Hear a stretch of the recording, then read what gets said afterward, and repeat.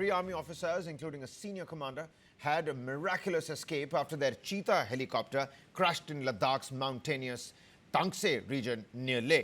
Now, while all three survived with minor injuries, the incident has once again raised serious concerns over the aging Cheetah helicopter fleet and delays in replacing them with the modern light utility helicopters. Three army officers, all having a narrow escape after their Cheetah helicopter crashed in the mountainous Tangste region. This is near Leh during an afternoon sortie on Wednesday. Sources say the helicopter was carrying Division Commander Major General Sachin Mehta along with two pilots when the accident occurred in the Ladakh sector. Officials described the survival of all three occupants with only minor injuries as nothing short of miraculous. The Army has now ordered a court of inquiry to determine the exact cause of the crash. The Indian Army Aviation Corps currently operates nearly 190 of these Chetak, Cheetah and upgraded Cheetal helicopters, whilst the Indian Air Force continues to use around 120 helicopters from the same family of reconnaissance and surveillance missions. The latest accident has once again renewed focus on the aging Cheetah-Cheetal fleet and its long-standing safety concerns. Many of these helicopters have been flying for decades in some of the world's harshest operating environments, including high-altitude sectors along the Himalayas. The Army plans to gradually phase out the aging fleet over the next few years and replace them with the modern light utility helicopters, the LUH. The replacement strategy involves a two-pronged approach: inducting indigenous light utility helicopters built by the HAL, Hindustan Aeronautics Limited, and leasing additional helicopters as interim support. The Army's overall requirement is estimated at nearly 250 new helicopters. Hindustan Aeronautics Limited's manufacturing facility in Tumakuru is currently ramping up production capability for the indigenous LUH, the light utility helicopter program. Now, the Cheetah helicopter is the Indian license-built version of the French Aerospatiale SA-315B Lama. It's a lightweight, single-engine utility helicopter, specially known for high-altitude performance, and has been extensively used by the Indian Army and the Indian Air Force for reconnaissance, for troop transport, for casualty evacuation, and of course supply missions in this mountainous and treacherous region. However, the platform's aging airframes, many nearing about half a century in service, coupled with harsh terrain and maintenance challenges, have contributed to a relatively high accident rate over the years. Now, India has been attempting to replace the aging fleet through the light utility helicopter program. HAL expects combined orders of at least 187 of those light utility helicopters from the Army and the Air Force. But the light utility helicopter is a 3-ton class helicopter. Let's tell you about the LUH as well. It's powered by a single Shakti engine and designed specifically for high-altitude operations, just like the Chetak-Cheetal fleet. Now, the helicopter features a modern glass cockpit. We're talking crash-resistance fuel tanks and can achieve speeds of up to 260 kilometers per hour with an operational ceiling of 6.5 kilometers. Although the LUH completed high-altitude trials in 2020 and received initial operational clearance in 2021, deliveries have been delayed due to unresolved autopilot system issues. Despite strong performance during flight and aerodynamic testing, the LUH program has faced repeated delays due to technical challenges, supply chain disruptions, and evolving operational requirements from the armed forces. One of the biggest hurdles has been the automatic flight control system software sourced from Safran Electronics. Now, pandemic-related disruptions and certification delays significantly slowed integration and testing of that very system. Operational requirements also evolved during the development, and the Army initially did not require an autopilot system for the helicopter, but later pushed for advanced flight control capabilities to support night operations and reduce pilot fatigue in the difficult terrain. This combined set of factors has forced extensive hardware and software redesigns. Early prototypes also experienced minor vibrations and stabilization issues during high-altitude testing, requiring technical fine-tuning with international aerospace experts. And at the same time, safety scrutiny has intensified following multiple incidents involving Hindustan Aeronautics Limited's advanced light helicopter Dhruv, that particular fleet, making the armed forces more cautious before granting final operational clearances to the light utility helicopter. as investigations into the latest Cheetah crash continue. And we're going to talk about it in an esteemed set of panelists who's going to be joining us. The incident is likely to intensify pressure on accelerating the induction of newer, safer, light utility helicopters for India's armed forces operating in some of the world's toughest terrains. Group Captain V.N. Jha, senior scientist, former joint director, DRDO, joins us on the broadcast. A very warm welcome to you, Group Captain. Always a pleasure to speak to you, right from, the realm of aeronautics to space. And, well, when it comes to, of course, the Indian Air Force, you are the top voice. Sir, what's your understanding here? You see, an aging fleet does not necessarily mean that we go outright and decommission it. But there should come a time where, the test of time is no longer to be considered a factor for this fleet to still be in use. With the LUH and the delays and everything that we know that's happening with the HAL, and of course the long-standing test that Cheetah fleet has been able to, overcome, this is going to be a very balancing and delicate act. And needless to say, it's miraculous that all the three people, including the Major General, got away, with just minor injuries. What's your assessment here, Group Captain? Sorry, Karthik, I couldn't help my smile because I have gone through the same thing. I think it was 1991 or 92. Three of us, we crash landed in the same area of Tangste, very close to a Sudan pump. And all three of us, we walked out from the helicopter. So that is what brought a smile out of my face of this tragic incident that has happened. But then I compliment the luck of the three senior officers who managed to walk out from the helicopter. Look, all these areas, the high altitude areas, are very stressful for the flying machines. There is no doubt at all. As far as the Indian aviation is concerned, after the 1984-85 escalations, our helicopters have been working there. And in all roles, you mentioned about the recce and surveillance.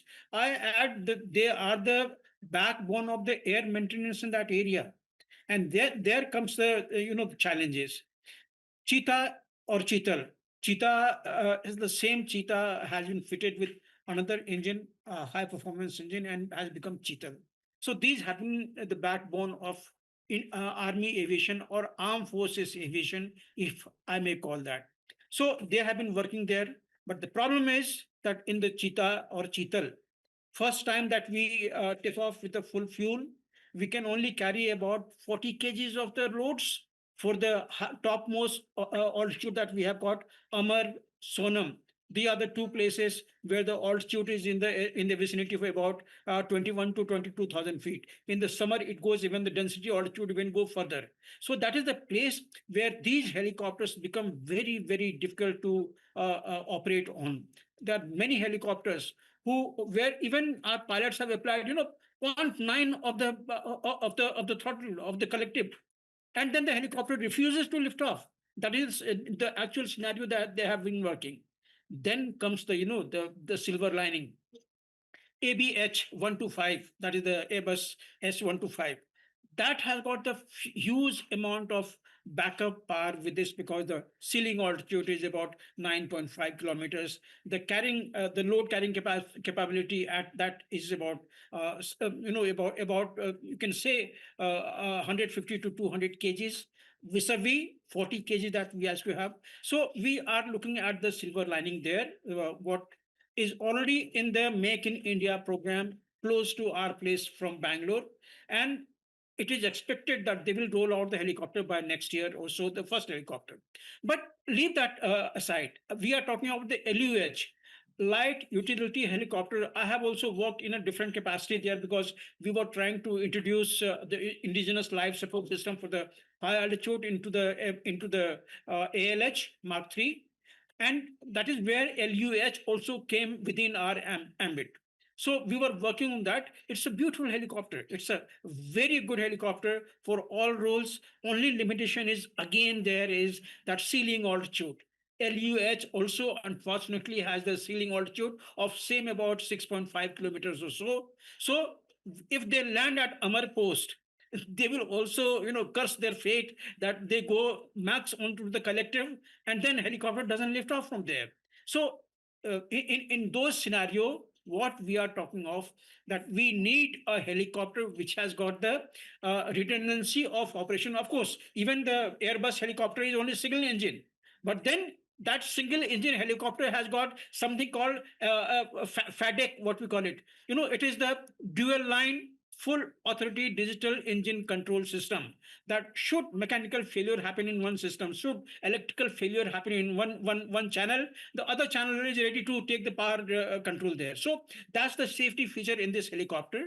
And of course, the ceiling altitude is about 9.5 kilometer. It is believed to have overflown the Mount Everest with the full loads of the people there in that. So that beside, this is a promising helicopter for the Indian Armed Forces, because that single helicopter, H125 of Airbus, can fulfill all the requirement in the coming years. But You know coming what? back, You know what, Group Captain? You see, young viewers might not understand that this is the same legacy helicopter that is served from Siachen to, some of the most treacherous terrains. When we talk about this Tangste area, when we talk about Leh, help us understand the wind movements, the katabatic influence. Help us understand, the treacherous terrain. Because just because an helicopter is old does not mean that we, decrease our dependence on it. It has, like I've been mentioning, stood the test of time. So throw some light on the terrain as well, Group Captain. my God, that's the worst challenge of the Indian aviation in that region, because the airflow, wind velocity, and the downdraft or the updraft that we know of. When the air hits up, the flow is entirely in the different aspect. It can take you into the hill, or it can bring you down. So those updrafts, downdrafts, and the uncertain winds, these are the one which are met with almost every flight if you are taking off Leh or off base camp. After about 12 o'clock or so, 12 o'clock, 1 o'clock, thereafter, the other regular features, almost every sortie, they apprehend this sort of thing to happen. So today, the pilots of Indian aviation, maybe Army, Navy, or Air Force, whosoever is flying in that zone, they are well versed with this, and this is a very real challenge in every sortie. Having said that, now, mostly they do the flying in the valley area.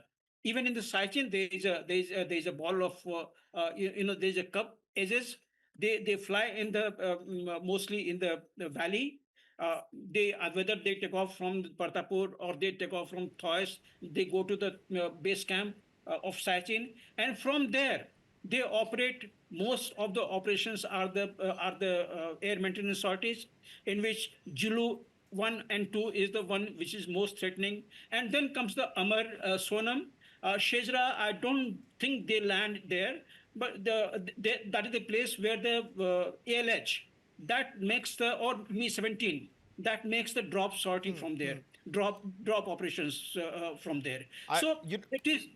Group Captain, you see, the real story here is not just about the aging helicopter, but about how India's military and the aviation ecosystem kept a very difficult platform operational in was some of the world's toughest terrains for nearly half a century. But that autopilot angle for the new LUH, that autopilot bit, very quickly, I'm running out of time here, but please exercise brevity. Throw some light on that autopilot thing. Army did not want it, they later wanted it, but that does not mean that we can still have a helicopter with a dysfunctional autopilot system.